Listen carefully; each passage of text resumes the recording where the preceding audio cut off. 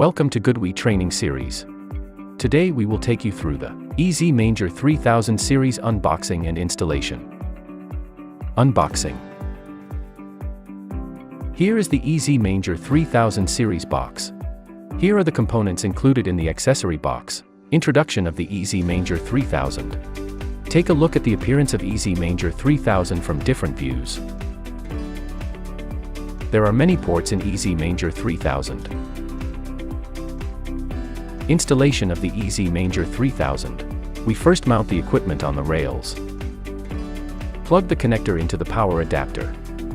Connect the power supply to the EzManager3000. Connect the antenna to the EzManager3000. Connect one end of the network cable to the EzManager3000. Connect the other end to the router. Prepare an electricity meter. Connect the electricity meter to the EzManager3000. Connect the CT to the distribution cabinet. The installation of the EzManager3000 is now complete.